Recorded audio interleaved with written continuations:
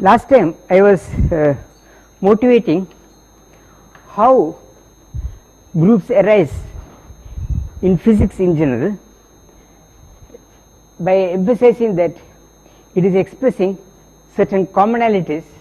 I am surprised one is here.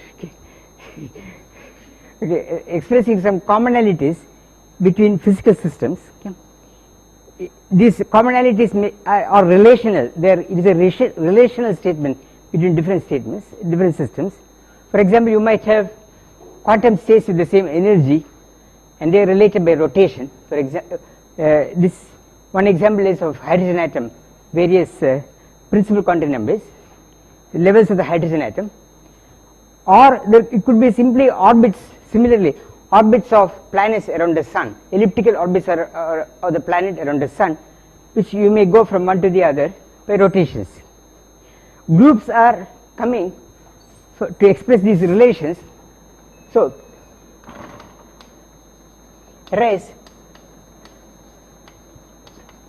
to express relations between physical systems, and then they, in course of time, okay, starting already I guess from 19th century classical mechanics, they started playing a dominant role in theoretical physics, and they became really indispensable with the developments in quantum theory. Quantum theory is work of Wigner, Bachmann and many others.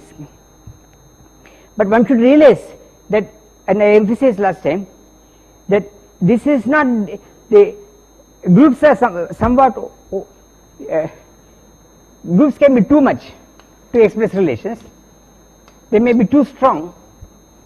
We may not need the whole structure of a group to express the fact that there is some kind of a symmetry, or certain events are related to each other, or certain states of a quantum system are related to each other. You may have weaker statements, and one particular weak statement which I at least want to familiarize you with the language are these Hopf algebras.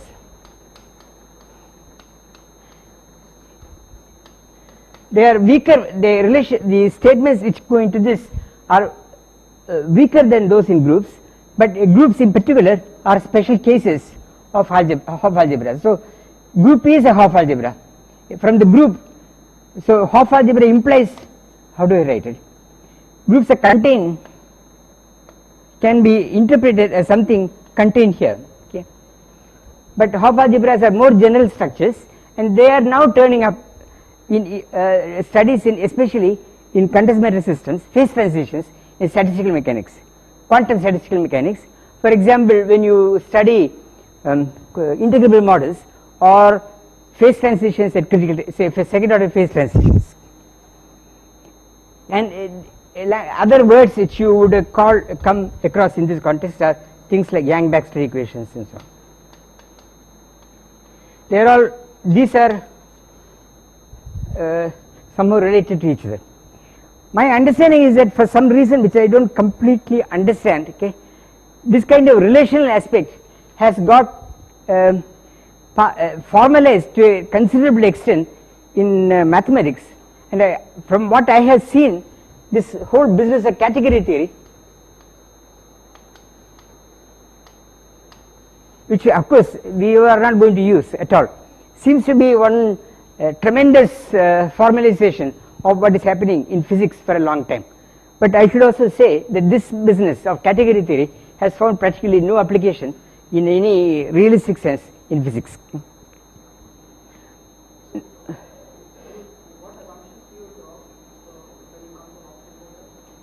How?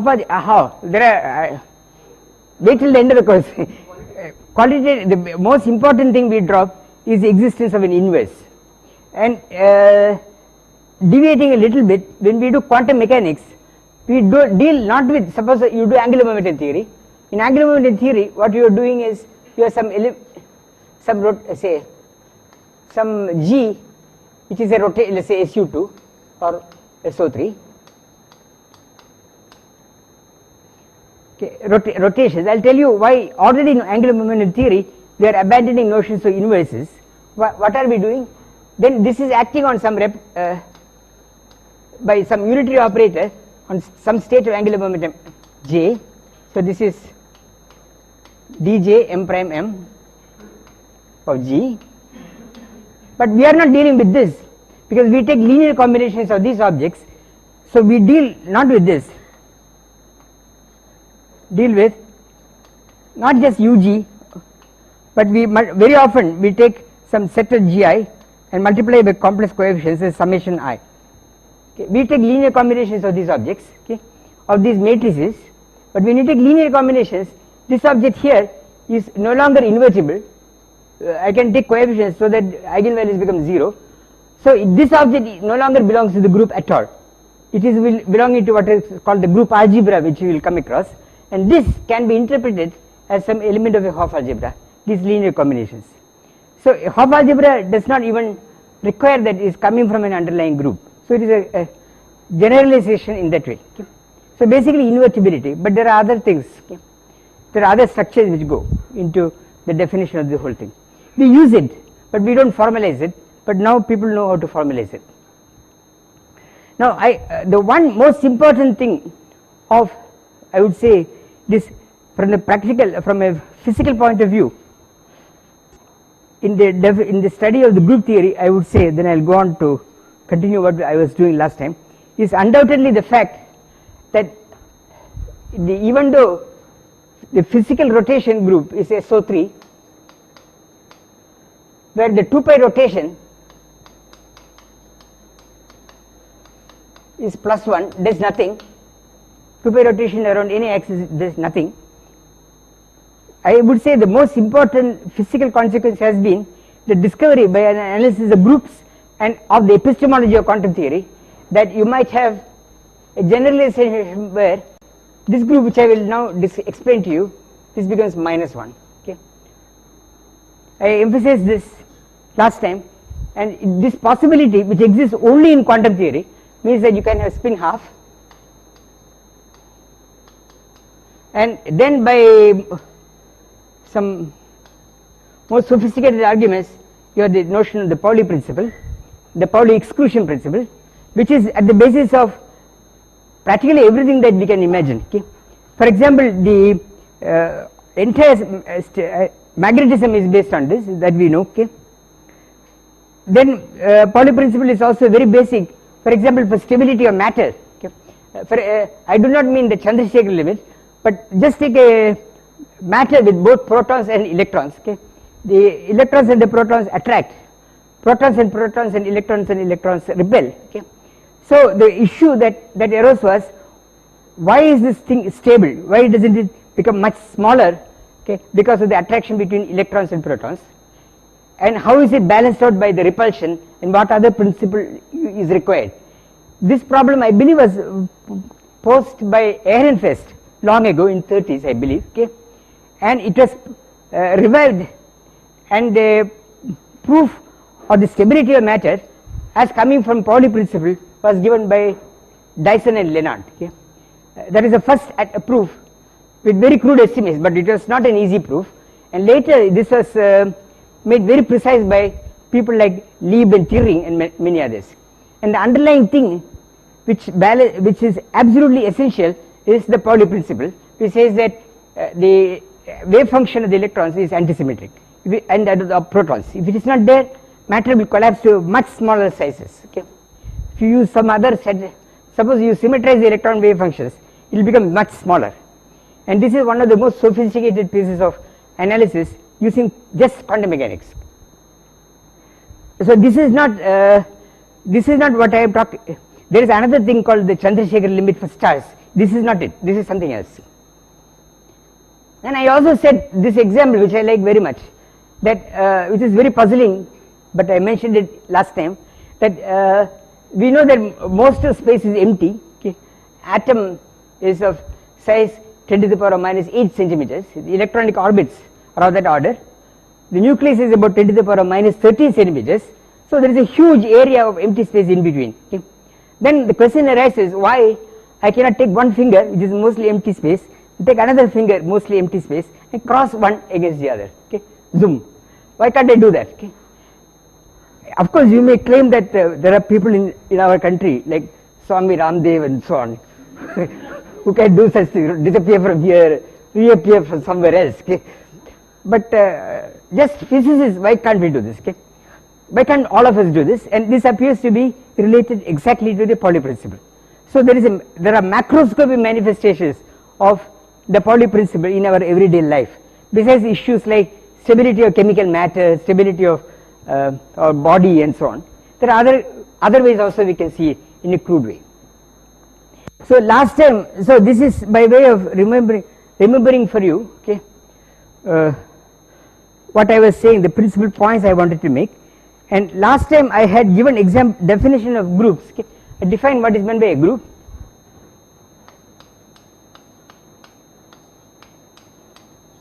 Okay, then I gave an example, namely the example of the permutation group.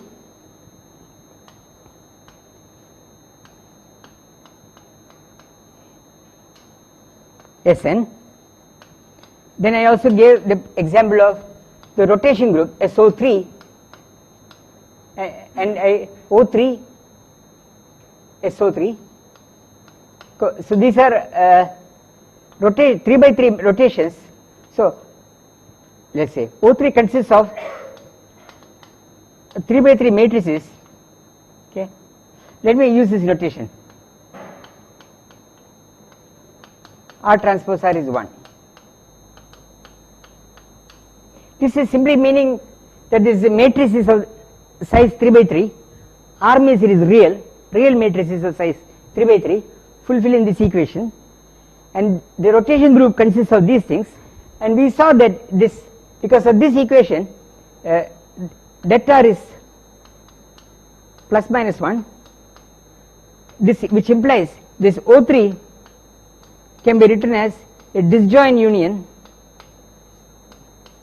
I will explain my notation very once more, where here the determinant is plus 1 and here the determinant is minus 1,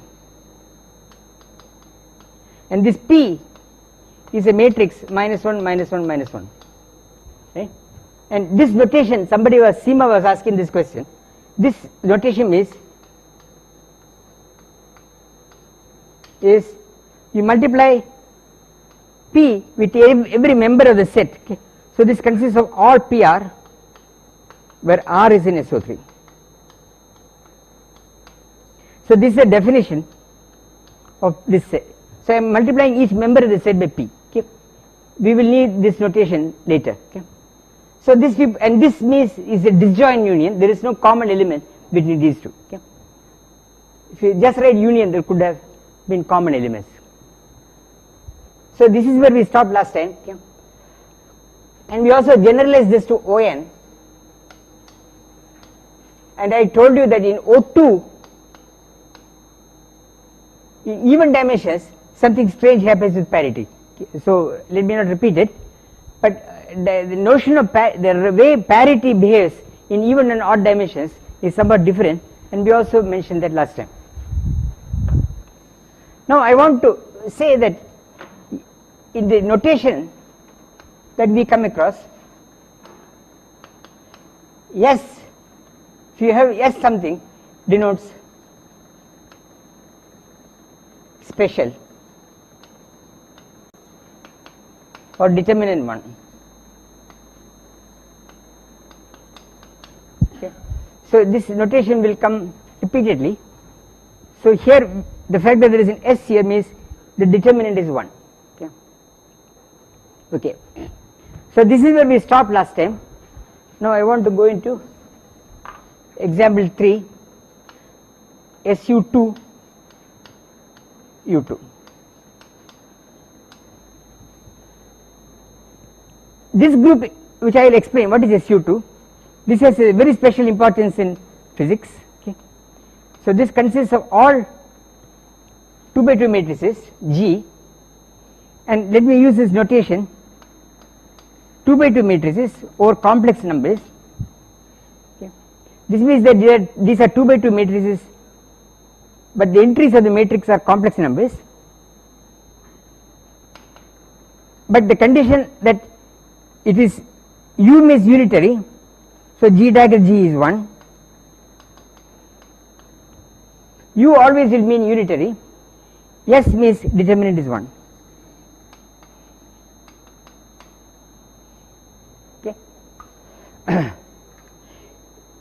let us we want to and we will spend time understanding this group. Okay, this is exactly the group which defines angular momentum, and there is a deep relationship of this group to the rotation group.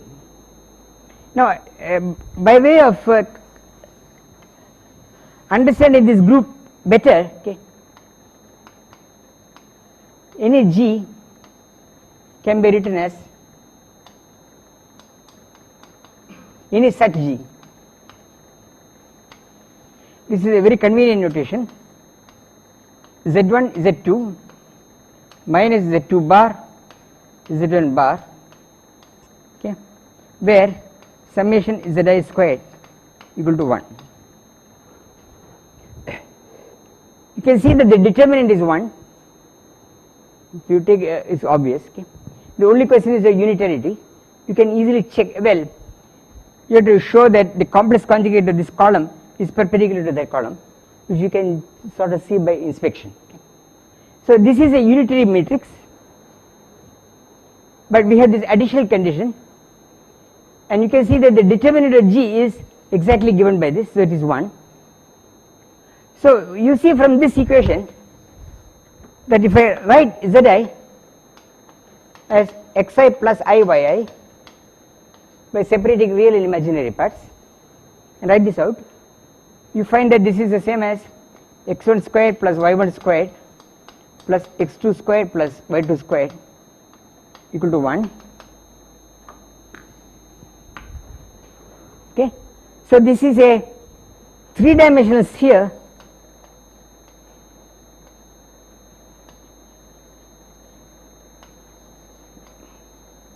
S3 in 4 dimensions R4. So the topology of the group SU2, as a topological space, SU2 is just a sphere in 4 dimensions, which we can see from here. Okay, whereas this is not the case with the rotation group. Okay, now let me see. There are questions, please ask.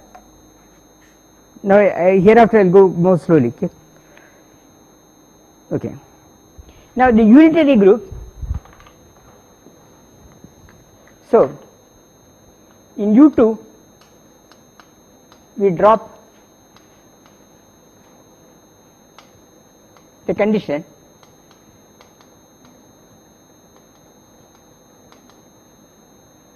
determinant of G equal to 1. Okay. So it is simply G. So U2 consists of all G in this 2-dimensional matrix thing, but now it is simply determinant of G dagger G is 1.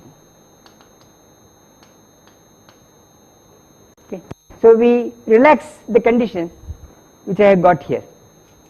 So there is one extra degree of freedom coming from the determinant of G in U2, okay, which makes this group somewhat larger. Okay. This kind of group, for example, comes if you are doing particle physics, where the U1 here, which is coming here, plays the role of defining electric charge of particles. Okay, for example, of quarks. Okay. So I want to look at next example 4. The next 2 examples I give are almost foundational for quantum field theory. Namely, the first one is a Lorentz group.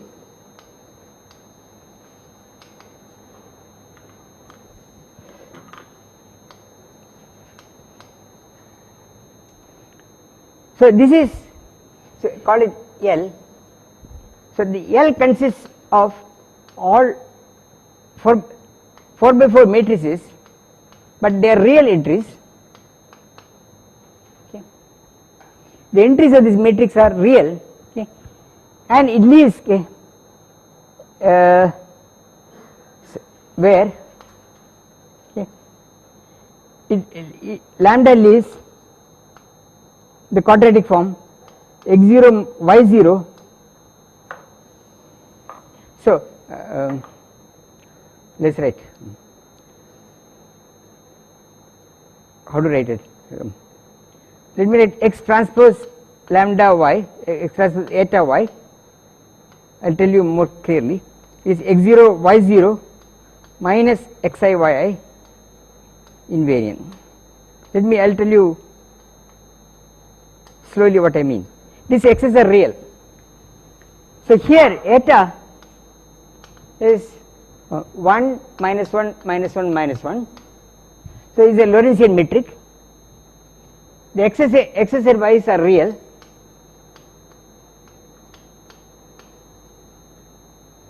And by saying that this quadratic form is like invariant, I mean lambda x transpose eta lambda y is x transpose eta y. Okay. So this is the definition of the Lorentz group. You can check. Checking group property in all these cases is kind of trivial, so I am not writing it. These are matrix groups. Okay. Clearly identity is in this group. Okay. And if I take product of two of them, it will still leave the quadratic form invariant. So checking that it is a group is sort of easy. Okay. What is more difficult is recall, you remember, okay, note, recall O3 had two disconnected pieces.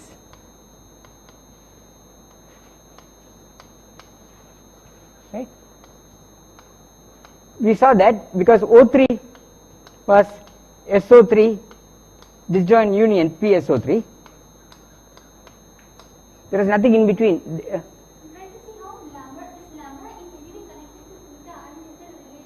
No, any 4 by 4 matrix, lambda is like just like the rotations let R transpose unit matrix R is unit matrix in 3 dimensions. I am just replacing 1 by this metric, indefinite metric, and you look for all of them. They are linear transformations which leaves this quadratic, which fulfill this equation. Okay, for any x and y, fix theta. Huh? Sorry, I am not hearing you properly. Okay, is it true for two dimensions also? You can define a 2-dimensional Lorentz group also. In 2-dimensional Lorentz group, I mean, it will be sort of trivial. 1 minus 1. Yeah. You can, the lambda, any lambda will be of the form cos theta, shin theta, then it will be minus shin theta, cos theta, plus this thing.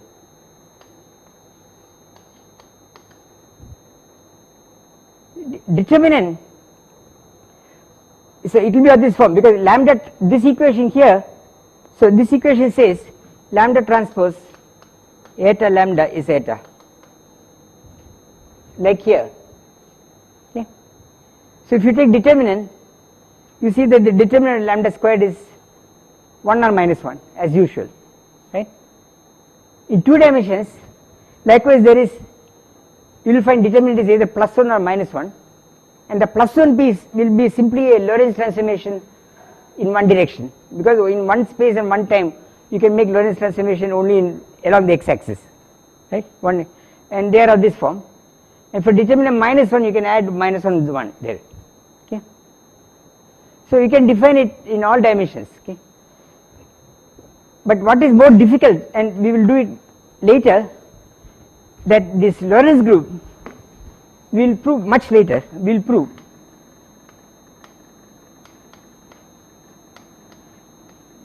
that this Lorentz transformation consists of 4 pieces.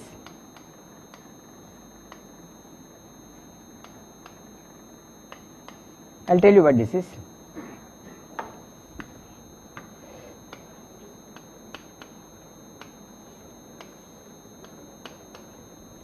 Not so easy to prove. Okay. This one, okay, has time reversal.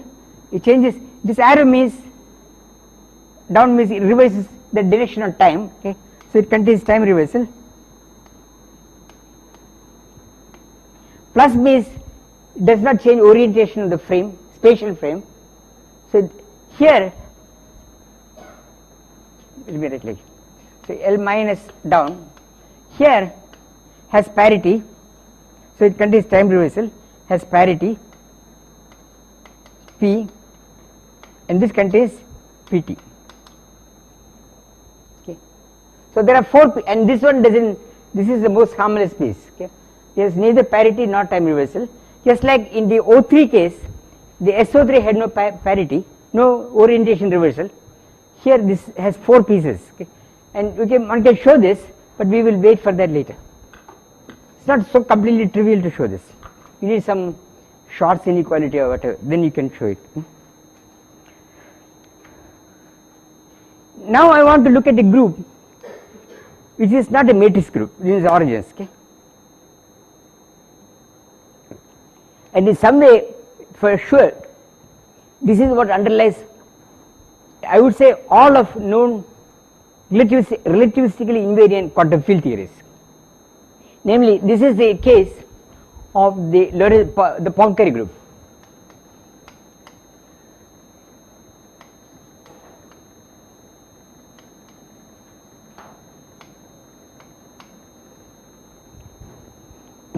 So the Pancrea, let me call it P.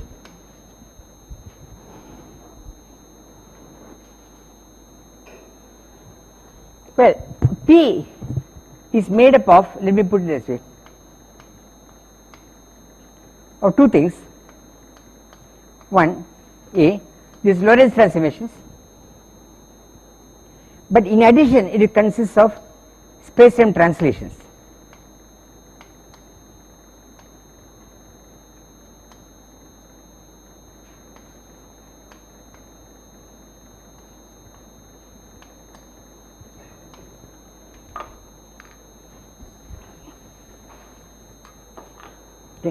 So we want to know how to understand it. Okay.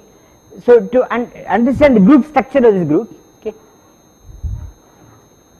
let us denote an element of P. Okay. Let A lambda be an element of P, where A belongs to is a translation. So I'll call this as an element of 4-dimensional real vector space, and lambda will be an element of the Lorentz transformation. Consists of a pair. Now what is it? How do I find the group composition? Okay. To find group composition,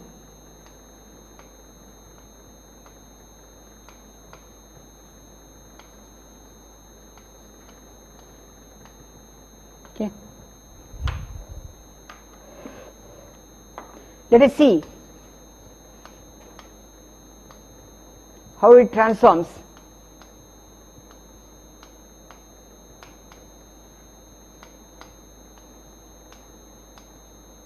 points x of real 4-dimensional space. Okay. So the not component, this x is time, and the other components denote spatial coordinates. Okay.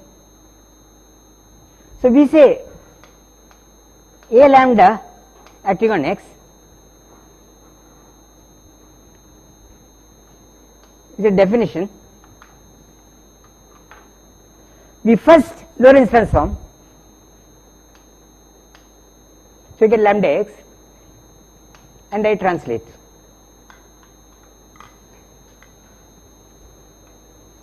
This is a convention, okay. So first Lorentz transform,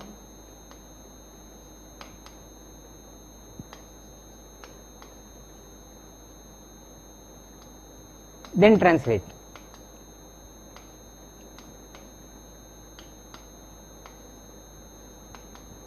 This is a convention.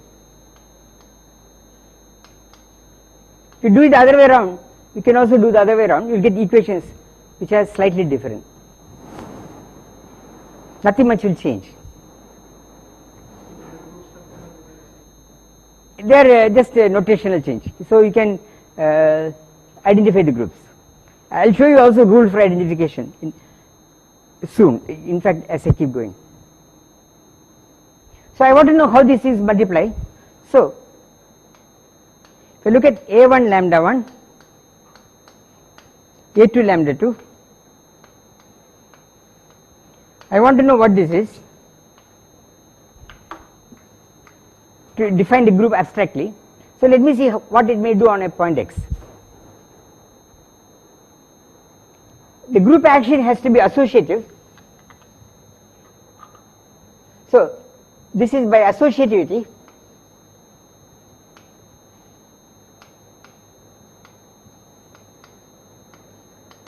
I will write this as a1 lambda 1 times a2 lambda 2 times x.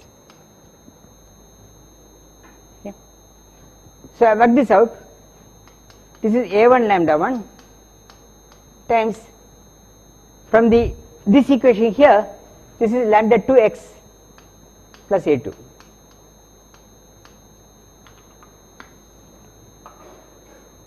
Now I apply this again. So this is lambda 1 times lambda 2x plus a2.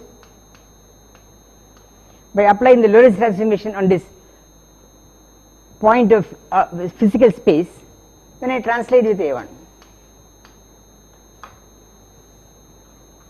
Okay. So this is equal to lambda 1 lambda 2 acting on x, right, from here, plus lambda 1 a2, let us write like this, plus a1, a1 plus lambda 1 a2.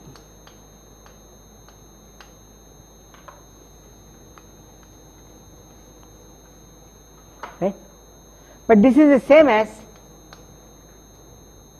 this object here, a lambda, no? This is the same as a1 plus lambda 1 a2, lambda 1 lambda 2 acting on x. Okay. Let me see whether I am following. Yes, fine.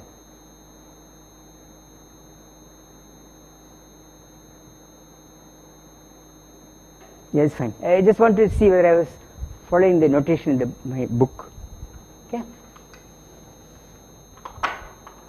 So we find by comparison of this equation from here, we find immediately, let me write like this for the group, put a prime there, a prime lambda prime, a lambda, I am more comfortable with this, is equal to a prime plus lambda prime a lambda prime lambda.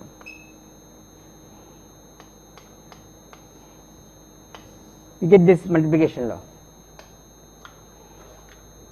Okay. So this is a composition law of the Pancrea group, including first all reflections and in addition all translations. It is not a matrix group. There is no, this object is not, this translations that you are dealing with here, A is a translation. This activity is not a linear transformation on 4 dimensions because it does not leave the origin fixed. Okay, so it is not a homogeneous, it is not a linear transformation. Okay. So this is not a matrix group. Okay. And this particular way that the group is multiplying has a meaning. Okay. We will see that in detail later. Okay. When we look more, when we start understanding how this structure in quantum theory defines things like spin, angular momentum and so forth, okay, that this has a structure which people call as semi-direct product, but this now I am dropping this word, okay, for cultural reasons, but we will come back to it and understand what it is later. Okay.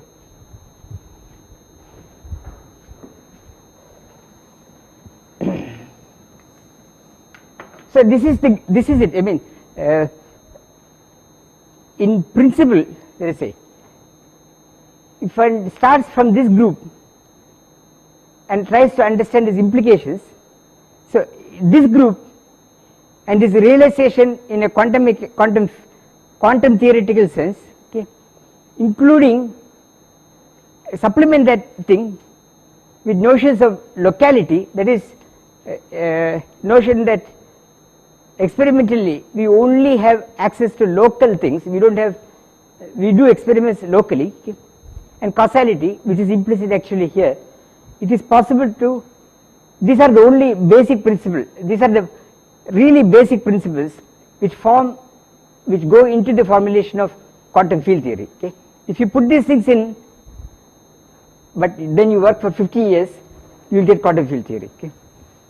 But these are the basic building blocks of quantum field theory, okay? So now I want to go and discuss, okay, how to identify, say the group may appear in many different guises, okay, but they may be the same thing in practice. Somebody was asking me what happens if I reverse these two things, the way I am acting, okay. Clearly I should not be getting anything new by that activity, so there has to be some rule for identification, and these rules are coded in these notions of isomorphisms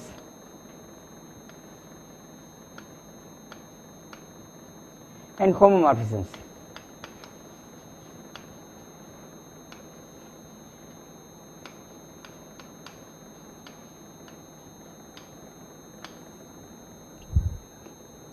So as a preliminary, okay, let me remind you something which undoubtedly you know.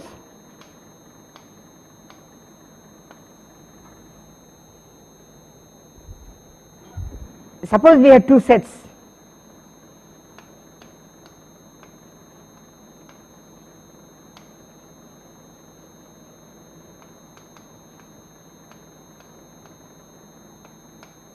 E and F.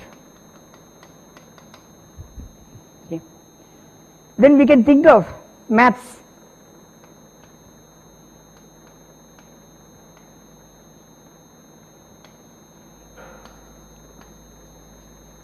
F, okay, which go from E to F. So a map is just a function, but the function normally we use it by saying that the value of the function is real or complex numbers, but there is no real reason for that. You can take any two sets and you can associate, okay, for P in E I can associate a point f of P in F. But it should be well defined. It should not take a point P and split it into several points, okay. Then it will not be a function, okay. It will not be a mapping in the sense that we understand. So for each P there is a well defined answer in F, okay. There is nothing wrong in conceiving of a situation where a point goes into several points, but it will not be a map, okay. Such things happen actually in some physical context, okay, but we will not bother about them. You cannot call them a mapping, these are much more difficult to handle. Now I remind you that these mappings is one injective, right, if the image which I call f of E, which is a set, simply the set of all f of P in F, okay, where P is in E. So I am just taking this E and see what comes out. It is injective if this is contained in F, okay. May not be, you may not get all of P, okay. So not every point of P, F may be coming from applying this F to E. So in that case we call it injective, and we say it is surjective. We say that if f of E is F, sur in Latin is onto, on, okay. Sur, Spanish, Italian, su means on, okay. So that is where this comes, okay. And we have this notion of bijective. Well, we have also the notion of let us say I do not know what 1 to 1, okay, means that this simply means that f of p equal to f of q implies p equal to q. So no 2 points, no 2 points of this E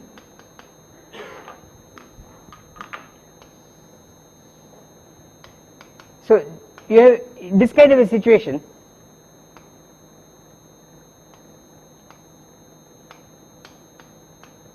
This is not allowed in this case, okay. 2 points should not have the same image, okay. Then you have this notion of bijective. So this is or onto, if, okay. So finally bijective, if f is both is 1 to 1, call it n onto.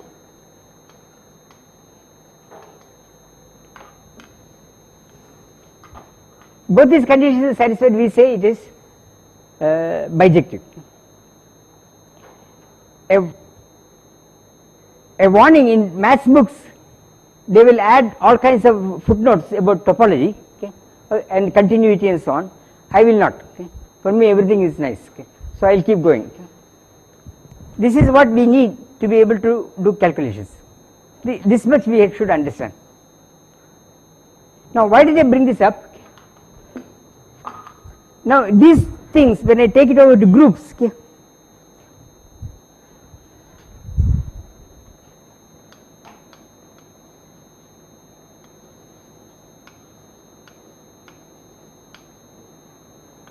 and homomorphism.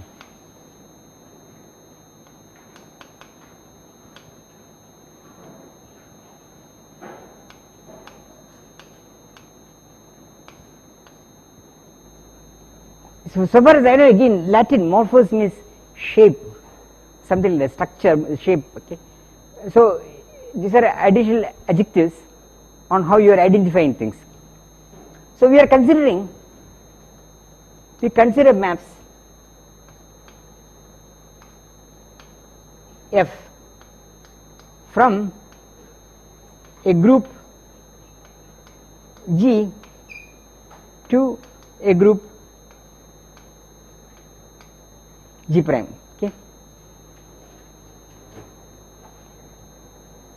Let me assume, okay, this will not cause us any trouble, that this F is onto.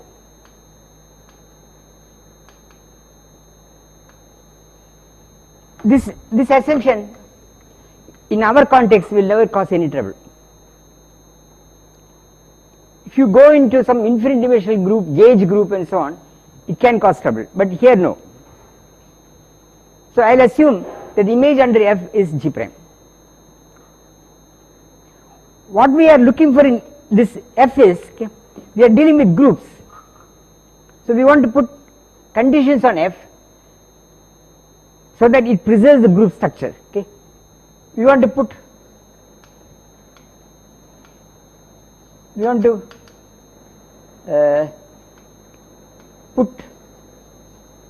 conditions on F so that it preserves the group structure.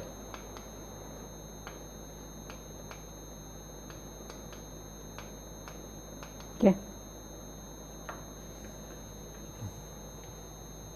So what do we do? Okay. So case A. Okay. So this is accomplished by saying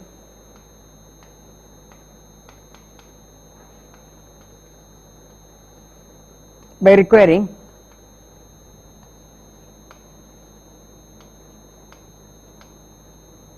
that if I take an element f of G prime, now this is living in G prime, say let me call it f of G1. So this is living in the image group G prime and multiplied by f of G2. So this is living in the image group G prime again, and the multiplication is in G prime. This should be the same as f of G1 G2, where I first multiply then apply f. Okay.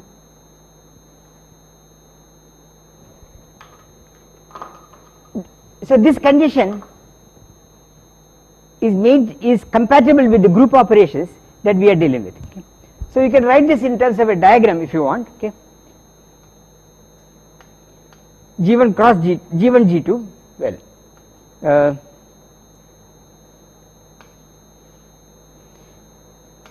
Well, normally it is write G1 cross G2. First I multiply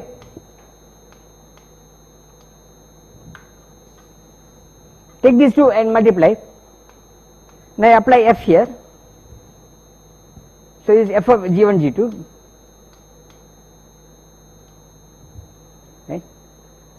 Now here I first map them. So if you like, I can write this as a mapping f cross f. So this f goes here, this f goes here. So I get f of G1 G2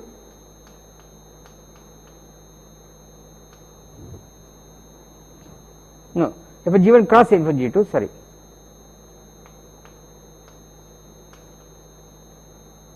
Okay.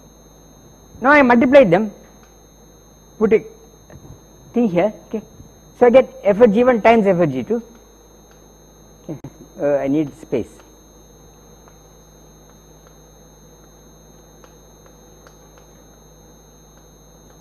So I multiply here, I get. So if I go this way and I go this way, I should get the same answer. Okay.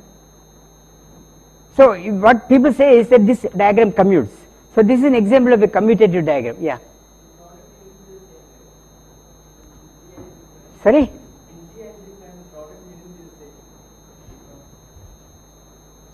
This product, this is a product in the original group, this is a product in the new group, right? Because this is imaged. So the products that are happening here are different. Okay? But this f is intertwining the products. Okay? And people say that the mappings we are going to consider has the kind of f's we consider, which we consider as preserving the group structure, has this compatibility, or for them this diagram commutes. Okay. So this is an example of a commutative diagram, which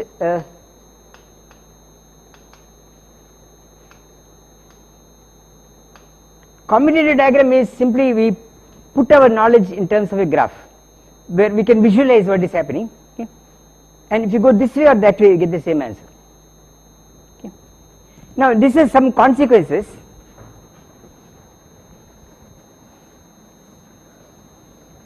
First, if f is 1 to 1, well, first let me say, okay, implies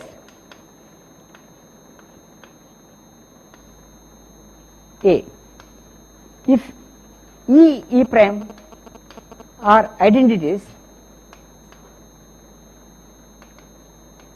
in G prime,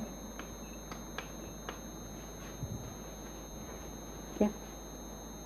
So the identity of G is E and the identity of G prime is E prime, then the identity of E under the map F is E prime. So identity goes to identity. How do I prove it? For this is an important equation. If I look at, well,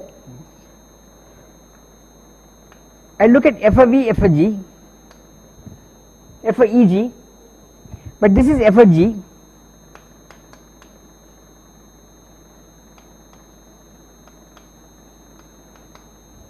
I am simply writing f of G. This is a product in G, but by the fact that f has this nice property, this is the same as f of E, f of G.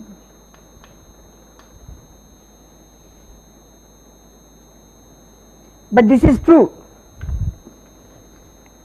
okay, and this, and since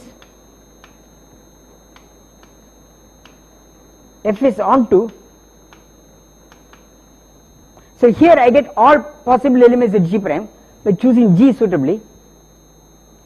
F of E acting on any element of G prime is G prime, okay, from this equation, okay, all G prime, right. I simply choose, sorry,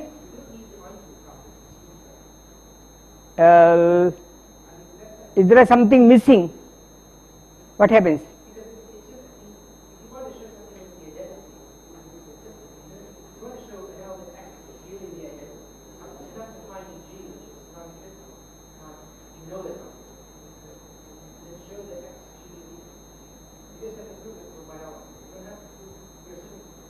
Oh, I am overstating the case.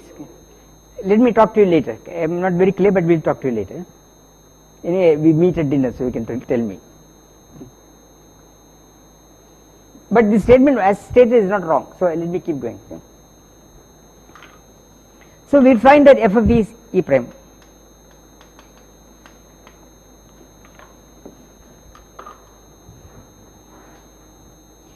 Actually, in the similar way you prove the other way around. Okay. Similarly, the right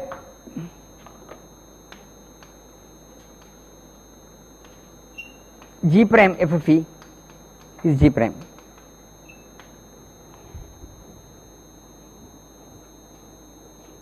Second statement is the inverse of G inverse, which is f of G inverse. Okay. Again we are using the this fact that f preserves the group operations, and I just use this sequence of identities, and you see that this f of G inverse is acting like the inverse of f of G, which is what we want. So this equation also follows. Now before I start giving examples, okay, if f is 1 to 1,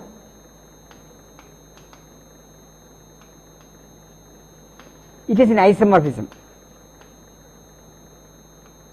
by definition.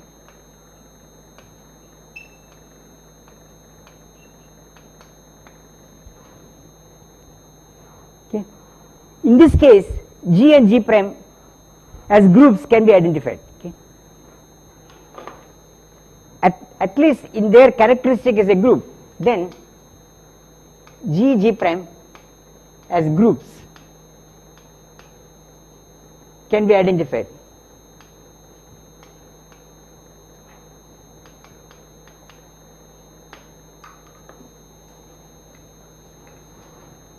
Okay. So for example, if you do this, a lambda x is lambda x plus a, and then you take a lambda as a prime of x. You do first translate. Suppose I write like this. Somebody was asking that, no? If you reverse it, what happens, no?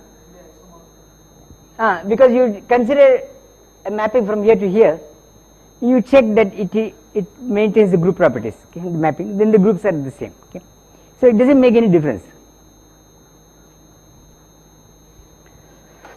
Now I should give examples, okay.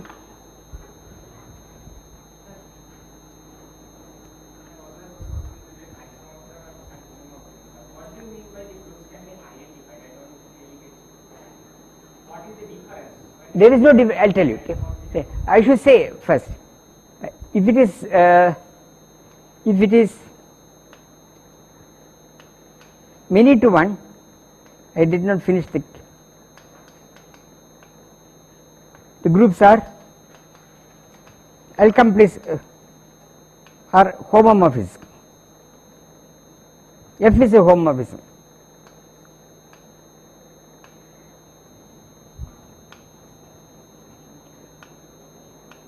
Let me finish my statements, I forgot. Okay. In particular, if G equal to G prime, we can consider things going from one set G as a group into itself. Okay. Then replace iso by auto and homo by what? By endo. Okay. So the mapping is a group into itself, preserving the group properties. Okay. Then the words are changed. For example, if you can, some of you are familiar with, well, for example, what do I mean by, I should give examples, which I will. Okay. But in case some of you know particle physics, okay, then there is this classic example. Take SU3 of color, which are just 3 by 3 matrices, right? These are 3 by 3 unitary matrices. So these are matrices G, which are 3 cross 3. Then there is a standard operation which is very often called charge conjugation. Okay. So I make an automorphism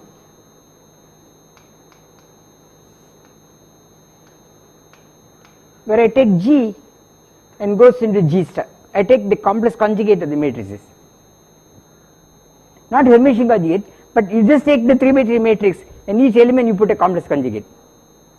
This clearly preserves all group laws because it's obvious. Okay? This is an example of a non-trivial automorphism that happens for groups, which is used. This is taking you a quark to an antiquark. To do this for 2 dimensions, you can still do this, but you can prove that you don't get anything new. Okay? Because there is something else you can do to recover what you had originally. So in 2 nothing happens, in 3 something new happens. Okay. So in 3 and higher something new happens. Okay. So that is an example of the kind of thing I am talking about when I talk about automorphisms. Okay. So now I will answer somebody's question. What was it? You were asking something. Oh, you will see it. There is no way you will miss it. Okay. It will be, I will show you, I will consider an example. Okay. Isomorphism is 1 to 1. Okay. In fact, I will be working out in detail a 2-1 homomorphism. That will be one of my next tasks. Okay. From SU2 to SO3. These are 2 by 2 matrices, complex 2 by 2 matrices which are unitary, and this is 3 by 3. How do I go from here to here? Okay. Is it 1 to 1 or is it many to 1? And we will see that this is many to 1. 2 elements here go to the same element here. So it is homomorphism, but we will see that it preserves the group structure. And furthermore, the meaning of this 2 to 1, where is this ambiguity coming from? This ambiguity coming from exactly the fact that if I make a 2 pi rotation in 3 dimensions, nothing happens here, but if I make a 2 pi rotation on a spinor, it changes sign. Okay. It is exactly that. Okay. So we will work it out in detail. Okay. So when this happens, either there are a lot of elements which disappear in the mapping, there are or if some discrete set of elements disappear in the mapping. Okay. In case it is a first case, it is easy to recognize what happens. Okay. The second case, you have to know. I mean, somehow you should expect something happening. Okay. There are rules for. If you are familiar with this, you know when it can happen. Then you look for that phenomenon to happen. Okay. We will get familiar with these things as we keep going. Okay. So let me just say in 2 minutes I will stop. Okay. Next I will see. Next. Okay. We will consider examples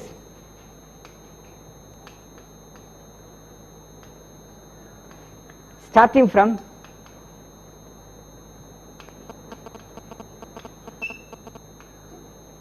the permutation group, okay,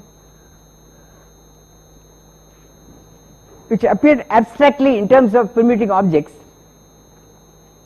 and the linear transformations, and we had linear transformations Ls, okay, where S was in Sn. Okay, I told you, well, one second please. Okay, I'll finish.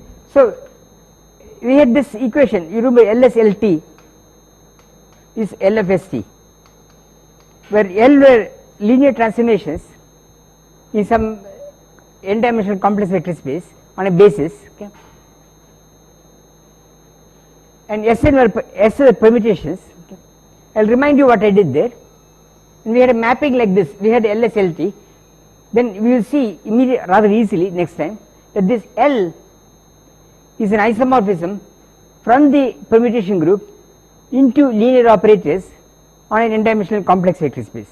I start with this example, which is quite easy, then look at examples of automorphisms of groups, okay, which are, there are, all groups have certain automorphisms called inner. I will explain to you what they are. Then we will go into this nice example of SU2 and SO3. Okay. This is somehow central to physics, okay, both for non-relativistic quantum mechanics and condensed matter, and also it is central to quantum field theory. Okay. So I will work that out in detail. Okay. So that will be my project for next week. Okay.